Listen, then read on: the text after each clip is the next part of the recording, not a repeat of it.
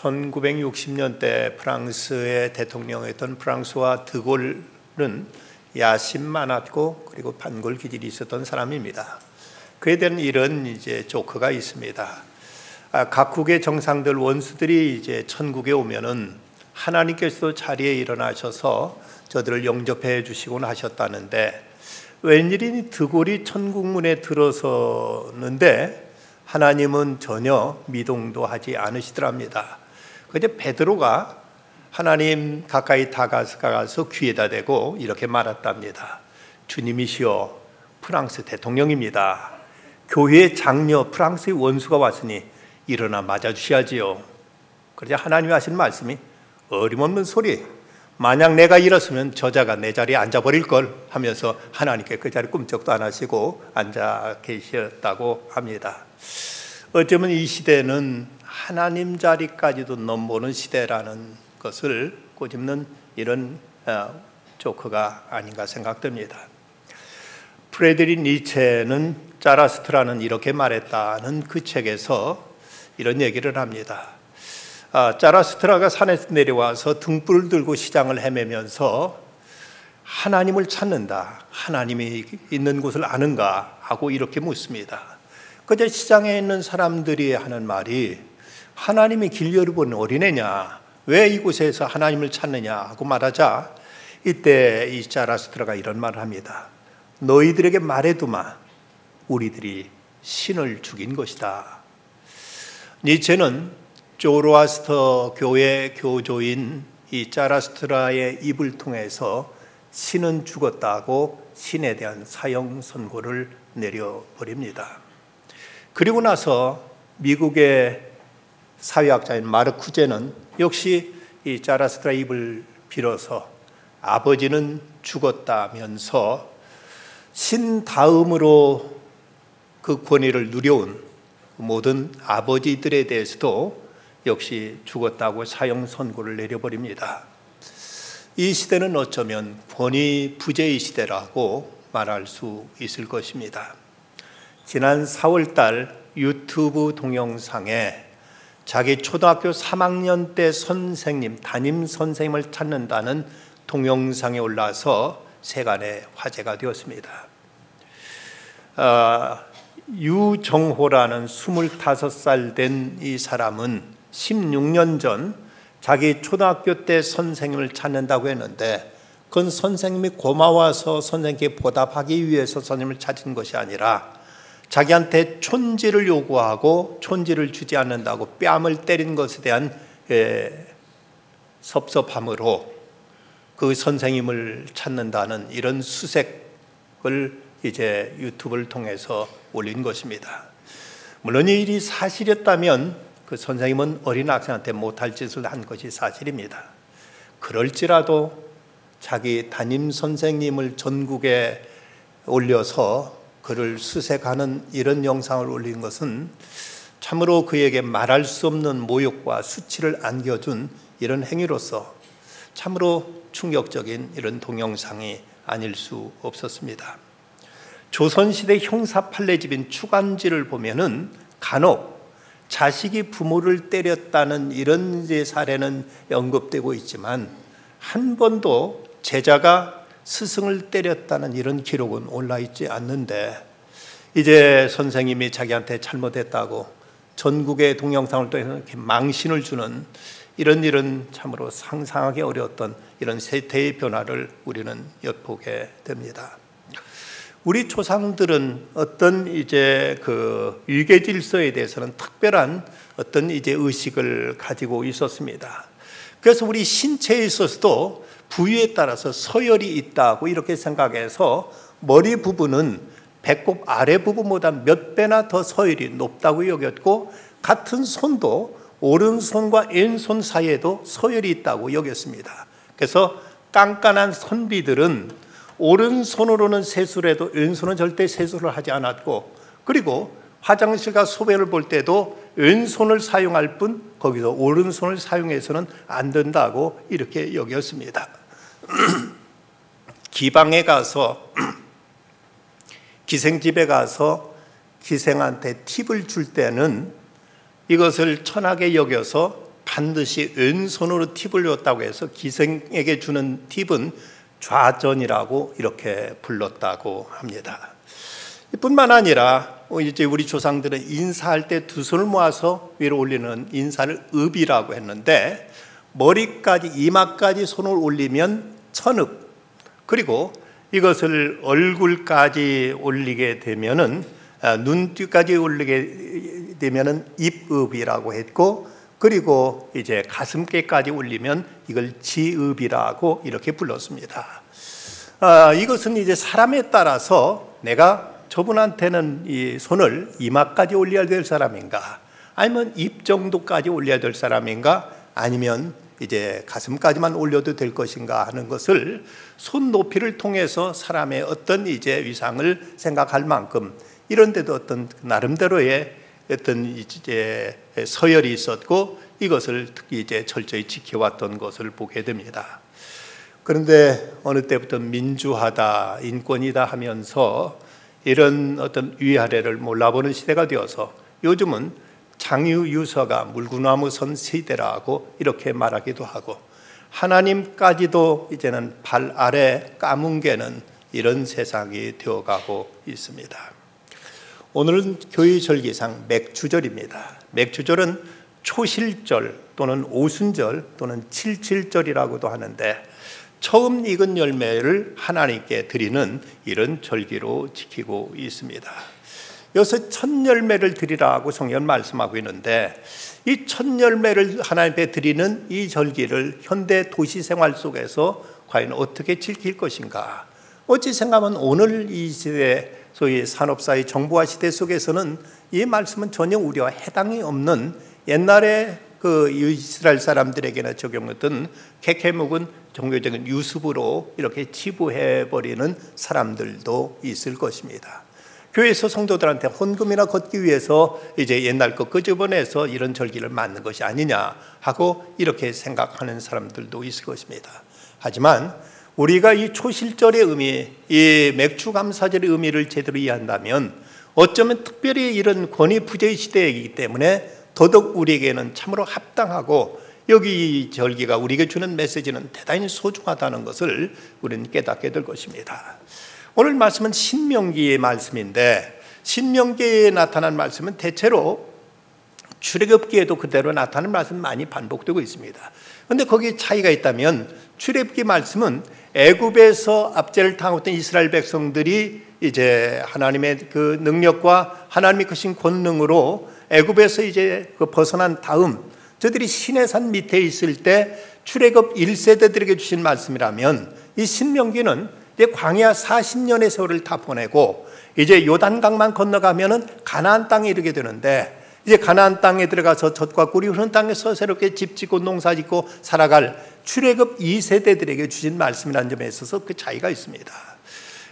그 출애굽 1세대들은 그 놀라운 하나님의 능력도 체험했고 하나님의 그 구원의 은총도 감격 속에 저들은 경험했던 사람들입니다. 그런데 출애굽 2세대들은 광야에서 태어난 사람들로서 저들은 이제 하나님의 어떤 능력과 기적에 대해서도 별다른 어떤 이제 그 경험을 가지고 있지는 못하고, 무엇보다도 이제는 그 가나안 땅에 들어가서 편안하게 집 짓고 어떤 이방 문화 속에 젖어서 살아가게 될 바로 그 세대들에게 모세가 유언처럼 저들에게 간곡하게 남긴 말씀이 바로 신명기라는 점에서 어쩌면 이 신명기는 오늘 이 시대를 살아가는 현대인들에게 더 적절한 말씀이라고 이렇게 이해될 수가 있습니다. 그렇다면 여기서 하나님께 내 만물, 첫 열매를 드리라는 말씀은 어떤 의미인가? 이 말씀은 하나님을 가장 존귀하게 여기라는 말씀입니다. 여기서 이 만물이라고 번역된 히브리어 레시트라는 이 단어는, 이것은 어떤 단지 어떤 그 과일나무에서 첫 번째 열매 맺힌 열매라는 뜻보다도 시간과 장소, 서열 등 모든 분야에서 첫째가는 것을 뜻하는 이런 말입니다.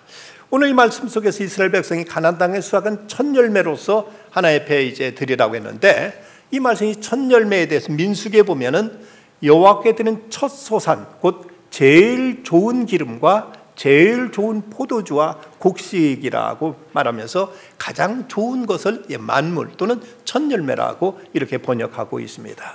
농사를 지어보신 분들을 잘 아시겠습니다만은 농사 지을 때 맨 처음 맺히는 것이 과일도 가장 탐스럽고 가장 크기 마련입니다.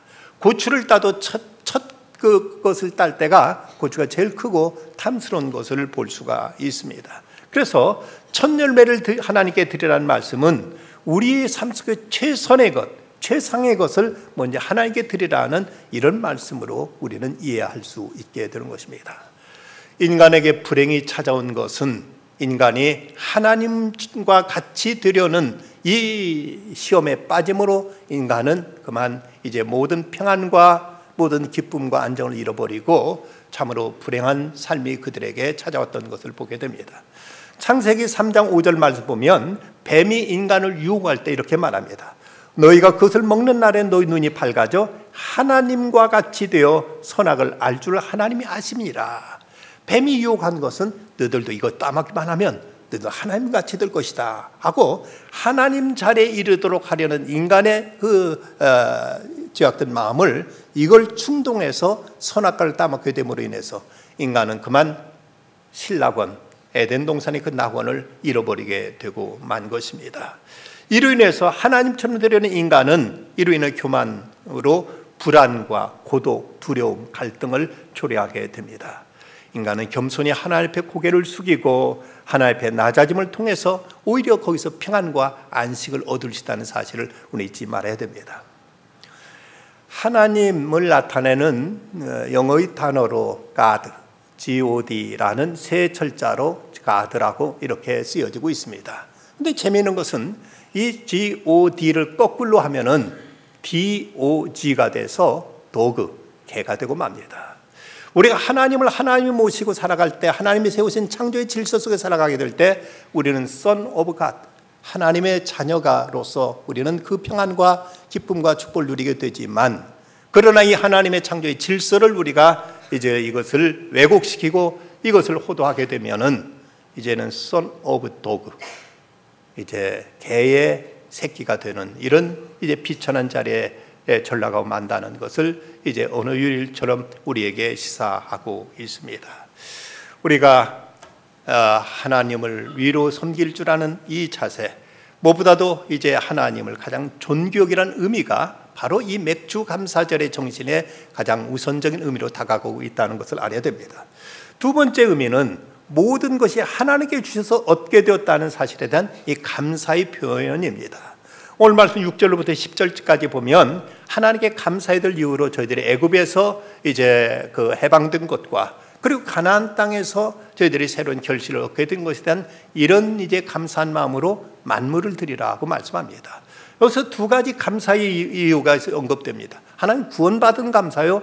두 번째는 저들이 이제 가나안 땅에 들어가서 그 땅을 차지해서 농사를 지어서 첫 열매를 거두게 될 때 그 첫 열매를 하나님께 드리는 의미에서 추수감사의 의미가 여기에 담겨 있습니다.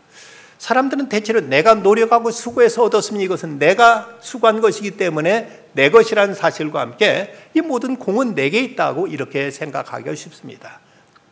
하지만 그러나 내가 수고하기까지 수고할 수 있게 하게 된 그 모든 과정도 사실은 하나님의 은혜요, 하나님의 허락하시며 하나님의 축복이었음을 우리는 잊지 말아야 될 것입니다. 농부가 농사지어서 어떤 곡식을 하나를 거두게 되면 이것이 다 농부가 한 것으로 우리는 생각하기 쉽지만 어느 학자에 의하면은 이것을 이제 깊이 연구하고 조사한 결과 농부가 한 알의 곡식을 열매 맺기에 기여했던 몫은 그 전체의 모든 과정 속에서 불과 14만 분의 1에 지나지 않는다고 이렇게 밝힌 바가 있습니다. 여러분 한번 생각해 보십시다. 여기서 먼저 씨앗이라는 것, 농부가 원래 만든 것이 아닙니다. 이 생명은 이건 천부적인 하나님이 창조하신 것입니다. 땅이라는 것, 사람이 땅을 만들어내는 것이 아닙니다. 땅도 본래 신이 지으신 창조 가운데 이미 선재해 있던 것입니다. 위로부터 내려쪼이는 태양이라는 것도 사람으로서는 엄두도 못 낼 일입니다.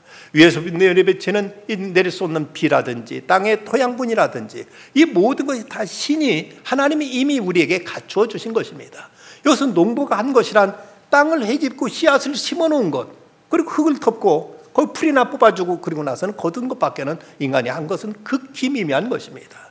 이래서 이 모든 것이 다 하나님이 주신 축복 속에 이루어진 것인데 내가 조금 뭔가 무엇인가를 보탰다고 해서 내가 전부 아닌 것이냐 생각한다면 이건 대단히 어리석은 망상이요, 이건 대단히 잘못된 착각에 지나지 않는 것입니다. 그렇다면 이 모든 하나님께 우리에게 주신 선물이 하나님의 은사라는 걸 생각한다면 그 하나님께 감사하는 것은 마땅한 일이요, 당연한 도리가 아니겠습니까? 선교 스터드, C.T. 스터드는 이런 고백을 합니다. 주님께서 십자가에서 자신의 생명을 주신 것이 참으로 사실이라면 우리는 어떤 희생도 결코 지나친 것일 수 없다. 하나님 우리에게 베푸신 구원이 어떻게 우리에게 주어졌는데 그것이 진짜 사실이라면 우리가 주님 앞에 드리는 어떤 감사도 헌신도 그 어느 것도 결코 지나친 것일 수 없다고 진실하게 이렇게 고백하고 있습니다. 맥주 감사는 하나님께 베푸신 은혜에 대한 감사하는 표현으로 주 앞에 드리지는 이런 의미가 있습니다. 또 하나, 이 첫 열매를 드린다는 것은 하나님을 가장 사랑한다는 이런 고백이기도 합니다. 내가 가장 사랑하는 분께 나의 최상의 것을 드림으로 그 사랑을 표현할 수 있습니다. 사랑의 척도란 내가 그를 얼마만큼 희생할 수 있느냐로서 사랑을 가늠할 수 있습니다. 말로는 수없이 I love you를 하는데 그를 위해서는 아무것도 하지 않고 있다면 그 사랑은 부도난 사랑일 수밖에 없습니다. 진정 하나님을 사랑한다면 그분께 드리는 어떤 우리의 헌신도 희생도 결코 이것은 과다고 말할 수가 없을 것입니다. 예수님께 베드로에게 물으십니다. 요한의 아들 시몬아, 내가 이 사람들보다 나를 더 사랑하느냐? 여기 사람이라고 이 사람들보다라고 번역되어 있지만 원래 헬라어 원문상에 보면 이 말은 투톤이라는 단어로서 이것은 중성지시 대명사로 되어 있습니다. 그래서 이 말씀을 해석하기에 따라서 내가 지금 물고기 잡고 이 배나 잡고 있는 이 배나 그물이나 내 옛날 직업보다 나를 더 사랑하느냐는 말씀으로 해석이 가능하고, 그런가 하면 이 사람들이 나를 사랑하보다 내가 나를 더 사랑하느냐는 말씀도 해석이 가능하고, 그런가 하면 내가 이 사람들을 사랑하는 것보다 나를 더 사랑하느냐는 말씀으로도 해석이 가능한 말씀입니다. 그렇다면 베드로에게 하신 말씀, 내가 왜 나를 모른다고 3번이나 부인한 줄 아느냐? 그건 내가 진정으로 나를 사랑하지 않았기 때문이다. 그랬기에 내가 나를 부인할 수밖에 없었던 것이다. 이제라도 내가 진심으로 나를 더 사랑하느냐고 예수님 그에게 이렇게 물으시는 것입니다. 여러분 어떠십니까? 우리 삶에 혼란이 있고 우리 삶에 갈등이 있고 고민이 있고 또 우리 삶 속에 공허가 있고 혼돈이 있다면 우리 삶에 어떤 질서가 바로 잡혀지 않았기 때문입니다. 진정 우리가 하나님을 가장 사랑한다면 오히려 그 안에 참된 평안이 있고 자유함이 있고 확신이 있고 우리 삶 속에 진정한 보람과 기쁨을 우리는 누릴 수 있게 됩니다. 프랑스 루이 9세는 마가렛 공주와 결혼할 때 반지에다가 이런 말을 새겨 놓았다고 합니다. 나 루이 9세는 하나님을 사랑하고 프랑스를 사랑하며 마가렛 공주를 사랑한다. 이 사랑의 순서를 떠나서는 나는 아무것도 할 수 없다는 말을 이 반지에 새겨서 그 아내 마가렛 공주에게 이것을 끼워 주었다는 것입니다. 왕으로서도 분명한 질서 순서가 있었던 것입니다. 예수님께서 계명에 대해서 말씀하실 때 첫째가는 계명은 주 너의 하나님을 사랑하는 것이 첫째라고 말씀하셨고, 그리고 둘째가 내 이웃을 내 몸같이 사랑하는 것이라고 가르치면서 우리가 지켜야 될 계명에도 우선순위가 있음을 말씀하셨습니다. 뿐만 아니라 예수님 하신 말씀 가운데 보면 아버지나 어머니를 나보다 더 사랑하는 자는 내게 합당치 아니하고 아들이나 딸을 나보다 더 사랑하는 자도 내게 합당치 아니하며 또 자기 십자를 지고 나를 쫓지 않는 자도 내게 합당치 않다는 말씀하십니다. 여러분, 이런 말을 과연 사람 같으면 누가 감히 할 자가 있겠는가? 어떤 사람이 다른 사람이 네 부모보다 나를 더 사랑해야 된다, 네 자식보다 나를 더 귀하게 여겨야 된다고 말한다면 그 말을 그대로 받아들일 수 있는 사람이 과연 누가 있겠습니까? 그 말을 또 할 수 있는 사람이 어디 있겠습니까? 그런데 예수님은 당당하게 하셨습니다. 그러실 수 있었던 이유가 뭘까? 예수님이 그렇게 우리를 사랑하셨기 때문이죠.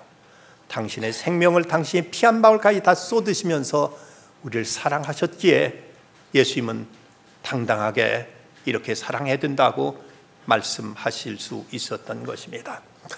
그렇다면 이제 우리가 이 맥주절을 어떻게 지켜야 될 것인가? 먼저 내 생활의 만물을 하나님께 먼저 드림으로 주께 경배해야 될 것입니다. 오늘 말씀 10절, 여호와여 이제 내가 주께서 내게 주신 토지 소산물의 만물을 가져왔나이다 하고 넌 그것을 내 하나님 여호와께 앞에 두고 내 하나님 여호와 앞에 경배할 것이라고 이렇게 말씀하고 있습니다. 농사를 저가 첫 열매 거뒀을 때 이건 내가 지었으니까 내가 먹지 하고 내 입속에 털어넣기에 앞서서 먼저 하나님 은혜로 이렇게 거두게 되었습니다. 하나님 감사합니다 하고 우리의 모든 수고의 첫 열매를 주 앞에 드리는 것, 이것이 바로 맥추절을 지키는 자세요, 이렇게 지켜야 된다고 이렇게 말씀하고 있습니다. 우리 삶의 첫 열매란 많은 것이 있을 것입니다. 시간도 그렇고 우리가 물질도 그렇고 우리 삶 속에서 어떤 모든 일에 있어서 우선순위를 어디에다 두느냐 하는 이것을 우리에게 묻고 계신 것입니다. 그 청년 바보 의사에 보면 주인공 안수연은 2000년도 의약 분업 사태로 전국 의사들이 다 파업할 때 그는 그 당시 고려대학교 병원 레지던트로 근무하고 있었습니다.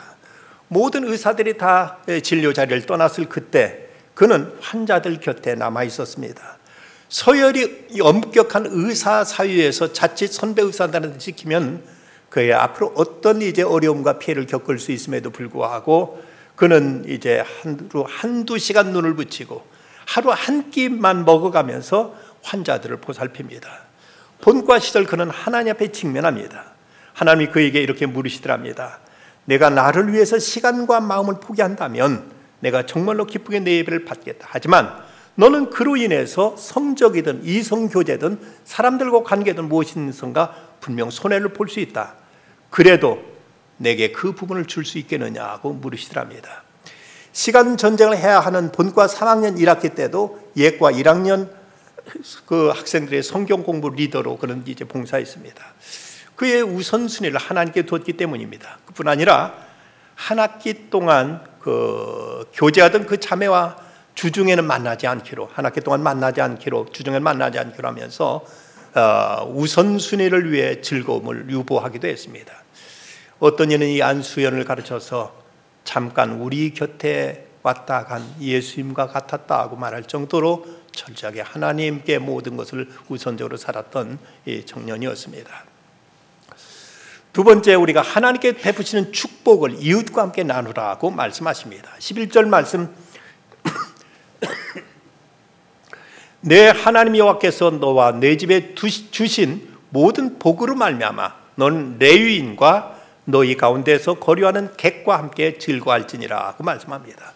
여기서 두 대상, 즐거움을 함께 나눌 두 대상을 말씀하고 있는데, 먼저는 레위인, 하나님만 섬기도록 세상에 분깃을 얻지 못한 하나님의 종들을 가르치고 있습니다. 다음으로는 너희 중에 거류하는 객, 집도 없이 떠드는 가난한 이웃을 말씀하고 있습니다. 여기서 레위인에 대한 공경은 비단 물질적인 것만이 아니라 정신적인 공경과 예우가 포함되는데, 이것은 어쩌면은 이제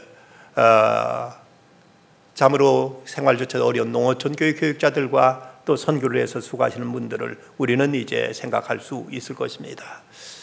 청년 의사 안수연은 돈이 없어 검사를 받지 못하는 조선족 할아버지의 검사비를 대신 내주었고, 집과 교회가 거리가 멀어서 차를 타기 위해서 이제 그 예배 도중에 빠져나가야 되는 후배를 위해서 예배 마친 다음 자기가 1시간 넘게 걸려가면서 그 후배를 집에까지 태워다 주기도 했고, 그러면서 그는 그 손에 늘 책과 찬양 테이프를 가지고 다니면서 교회 후배나 또 병원 동료, 환자와 그 가족들까지 가리지 않고 이걸 선물하곤 했다고 합니다.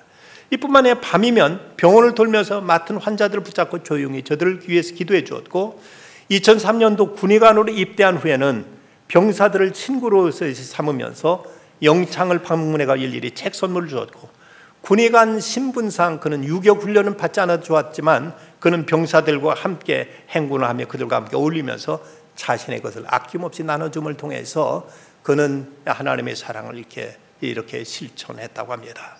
맥주절을 지키는 정신, 이것은 하나님께 우리에게 베푸신 그 은혜로 인한 즐거움을 이웃과 더불어 나누는 것이라고 말씀합니다. 세 번째는 하나님께 베푸신 축복으로 인해서 즐거워하는 것입니다. 11절 말씀, 내 하나님 여호와께서 너와 내 집에 주신 모든 복으로 말미암아 너는 레위인과 너희 가운데 거류하는 객과 함께 즐거워할지니라고 말씀하고 있습니다. 우리는 하나님께로부터 많은 은혜와 축복을 받고 살면서도 기뻐하는 즐거워하지 못하고 있는 것은 하나님의 은혜에 대한 깨달음이 부족하고, 또 이것은 내 수고로 했기 때문에 당연히 나 혼자 누리면 된다는 이런 생각 속에서 어떤 고마움으로 살아가다 보니까 감사가 메마른 곳에 기쁨이 있을 리 없고, 기쁨이 없다 보니까 행복을 잃어버린 채 우리는 살아가고 있는 것입니다. 현대인들의 최대 관심은 건강이라고 말할 수 있겠죠. 그런데 재미있는 것은 한국인들의 평균 수명이 지금 81.8세로 나타나 있습니다. 이건 30년보다 무려 10년 이상 늘어난 것입니다. 그리고 100년 전인 일제강점기인 1920년대 평균 수명이 얼마인지 아십니까? 33세입니다. 그렇다면 그때보다 지금 50년씩을 더 살고 있는 셈입니다. 그런데 과연 우리들이 얼마나 이 건강에 대해서 감사하고 있는가? 또 하나, 두 번째 사람들의 관심사는 경제 문제일 것입니다. 우리나라는 40년 전만 하더라도 세계 가장 가난한 나라로서 북한보다도 필리핀보다도 더 가난했습니다. 그런데 지금 세계 10대 경제 규모를 우리는 이제 지니고 있다고 이렇게 자랑하고 있습니다. 그런데 참으로 아이러니한 것은 이렇게 우리가 세계 10대 경제국이 대국이 되었고, 우리가 이전에 일제시대보다 무려 50년이나 더 살 만큼 건강을 누리고 있음에도 불구하고 한국 사람들의 행복지수가 어떠한가? 세계 143개 국가 중에서 118위, 거의 꼴찌에서 헤매고 있습니다. 이전에 비해서 얼마나 우리가 건강하고 있고 얼마나 우리가 잘 살고 있음에도 불구하고 전혀 행복한 줄 모르고 있는 것은 감사가 메말라 버렸기 때문입니다. 빌 하이벨스는 그의 책 인생 경영에서 이런 말을 합니다. 믿는 자의 우선순위란, 그래서 어떤 이들은 온갖 불의의 사람, 활동, 업적, 책임 따위 자신을 아낌없이 후히 내어준다. 시간과 정력과 창의력과 관심을 교육, 직업, 친구, 가족, 쾌락 등에 쏟아붓는다. 여러분 어떤가? 하나님과 관계는 딴전인 채 더 큰 곡간을 짓는 일에 시간과 정력을 다 쏟고 있는 것은 아닌가? 우리 삶 속에 혼란과 공허가 있는 것, 영적인 무의미와 기갈로 시달리는 이유는 무엇보다 삶의 질서가 깨져버렸기 때문이라고 지적하고 있습니다. 우리의 삶의 첫 자리에 하나님 모시지 않는 한 우리는 그 무엇으로 채울 수 없는 진정한 영적인 기근과 기갈로 우리는 시달리게 될 것입니다.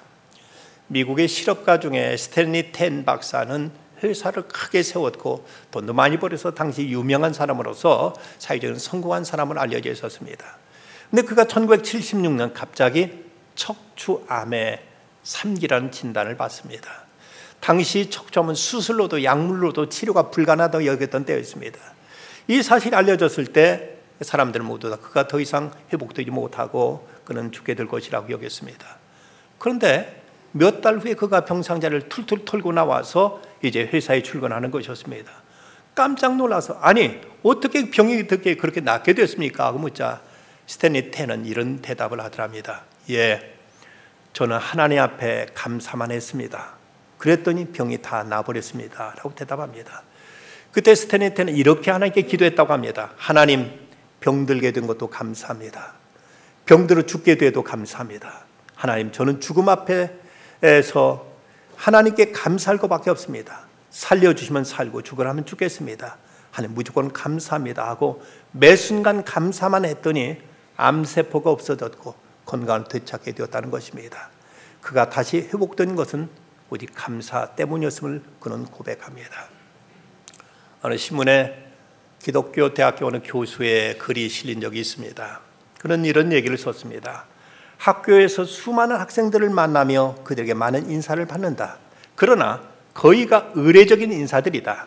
하지만 때로는 의식적인 인사가 아니라 진정한 감사가 담긴 나를 가르쳐 주시는 나의 고마우신 선생님으로 알고 진심으로 인사하는 학생도 있다. 그러면 교수도 그 학생의 신상에 특별한 관심을 갖게 되고 기억 속에 입력시키며 깊은 마음을 주게 된다. 학생들이 선생님 보고 의례한 인사하지만 대체로는 그냥 의례적인 인사인데 간혹 정말 고마워서 인사하는 모습 보면 교수도 학생 꼭 눈여겨두었다 도움 줘야 될 때 꼭 그의 앞길을 열어두고 도움을 준다는 겁니다.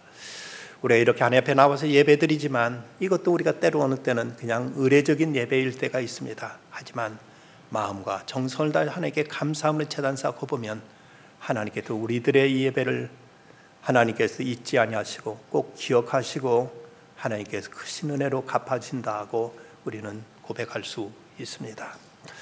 여러분, 하나님께 우리들의 삶의 첫 열매를 드리고 있습니까? 아니면 쓰다 남은 것 그저 마지못해서 던지고 있지는 않습니까? 많은 사람 자기 촛불을 이기심을 위해 태우다가 그 연기만 하나님께 날리면서 그리고 소중한 생애를 소진시켜버린 사람들이 많습니다. 자기 금전과 시간, 인생과 자원을 자신만을 위해 쓰다가 하나님 앞에 부스러기나 드리면서 크게 헌신한 양 스스로 자신을 속이는 경우가 많습니다. 하나님은 우리 인생에서 최선의 것, the best, 그리고 최상의 것, the first를 원하신다. 그리고 이웃과 즐거움을 함께하면 하나님을 축복하신다. 이것이 오늘 말씀의 주제입니다. 나를 존중 여기는 자를 내가 존중 여기고 나를 멸시하는 자를 내가 경멸하리라. 기도하십시다. 거룩하신 아버지 하나님, 이렇게 주님 앞에 나와 예배드립니다. 주님, 가치관의 혼돈 이 시대 속에서도 무엇이 우선이며 무엇이 최상인가를 바로 알게 하시고 이에 합당하게 하나님 앞에 경배하며 저희들의 첫 열매를 주 앞에 드리는 이 경건한 믿음이 저에게 있게 하시사 늘 하나님의 그 베푼 은혜 안에 기뻐하며 감사하며 늘 복되게 살아가는 저희들 다 되게 하여 주시옵소서. 예수님의 이름으로 기도드리옵나이다. 아멘.